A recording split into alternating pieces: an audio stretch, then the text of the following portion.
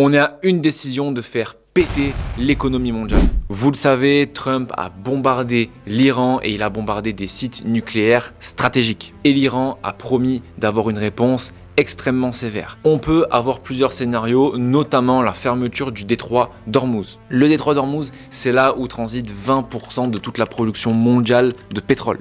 Outre cette décision qui est très importante, s'il y a d'autres bombardements, ça risque d'influer grandement les marchés. Mais on va revenir un petit peu sur cette décision par rapport au pétrole. Si 20% de toute la production de pétrole est bloquée, qu'est-ce qu'il risque de se passer? Le prix du pétrole va fortement augmenter. On table entre 110 et 130 $ le baril de pétrole. Le consensus des analystes est clair, si on arrive à ce niveau-là, on va avoir une augmentation de l'inflation énorme, à peu près 5%. Et ça fait pas ami-ami avec Donald Trump et la Fed, puisque vous le savez, la Fed veut une inflation qui baisse pour pouvoir baisser les taux et Donald Trump met une pression énorme sur Jérôme Powell pour que justement ces taux soient baissés.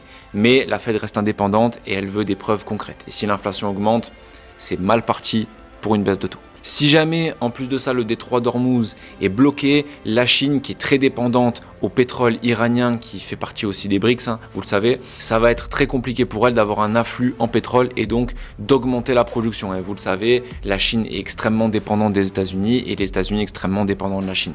Donc ça peut littéralement contracter l'économie mondiale.